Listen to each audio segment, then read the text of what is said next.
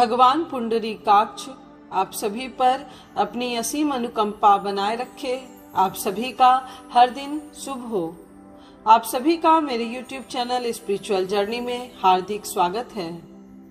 आज के वीडियो में आप सुनेंगे पद्म पुराण के उत्तरखंड के अध्याय 170 को, जिसमें भाद्रपद मास की अजा एकादशी के महात्म्य का वर्णन किया गया है। यदि आप आज पहली बार पद्म पुराण की कथा सुन रहे हैं तो आप सभी से विनम्र निवेदन है कि इससे पहले के भी सभी अध्याय जरूर सुनिएगा।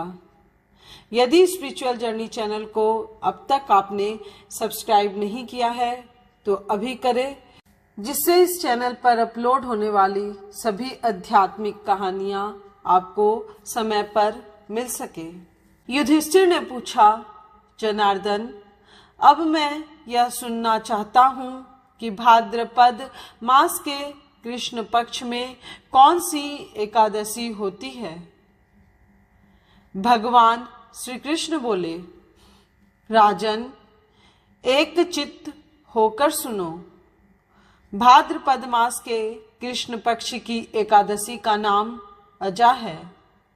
वह सब पापों का नाश करने वाली बताई गई है। जो भगवान ऋषिकेश का पूजन करके इसका व्रत करता है उसके सारे पाप नष्ट हो जाते हैं। पूर्व काल में हरिश्चंद्र नामक एक विख्यात चक्रवर्ती राजा हो गए हैं, जो समस्त भूमंडल के स्वामी और सत्य प्रतिज्ञ थे। एक समय किसी कर्म का फल भोग प्राप्त होने पर उन्हें राज्य से भ्रष्ट होना पड़ा। राजा ने अपनी पत्नी और पुत्र को बेचा, फिर अपने को भी बेच दिया। पुण्यात्मा होते हुए भी उन्हें चांडाल की दास्ता करनी पड़ी। वे मुर्दों का कफन लिया करते थे। इतने पर भी नृपश्रेष्ठ हरिश्चंद्र सत्य से विचलित नहीं हुए। इस प्रकार चांडाल की दास्ता करते उनके अनेक वर्ष व्यतीत हो गए। इससे राजा को बड़ी चिंता हुई।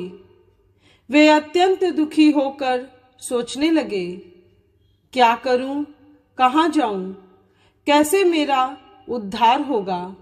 इस प्रकार चिंता करते करते वे शोक के समुद्र में डूब गए। राजा को आतुर जानकर कोई मुनि उनके पास आए।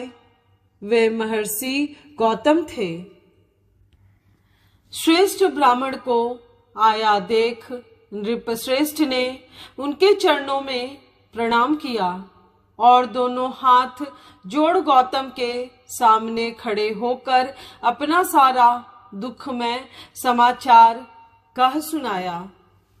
राजा की बात सुनकर गौतम ने कहा, राजन, भादो के कृष्ण पक्ष में अत्यंत कल्याणमयी अजा नाम की एकादशी आ रही है, जो पुण्य प्रदान करने वाली है।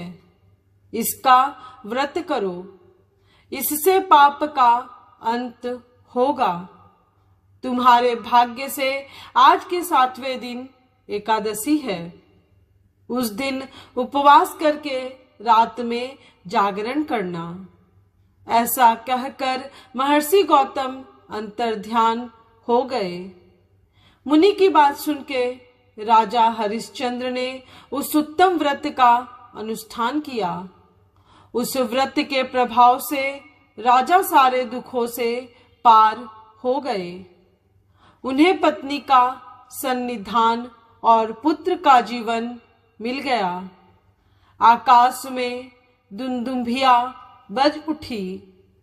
देवलोक से फूलों की वर्षा होने लगी। एकादशी के प्रभाव से राजा ने अकंटक राज्य प्राप्त किया और अंत में वे पूर्वजन तथा परिजनों के साथ स्वर्गलोक को प्राप्त हो गए। राजा युधिष्ठिर जो मनुष्य ऐसा व्रत करते हैं वे सब पापों से मुक्त हो स्वर्ग लोक में जाते हैं। इसके पढ़ने और सुनने से अश्वमेध यज्ञ का फल मिलता है।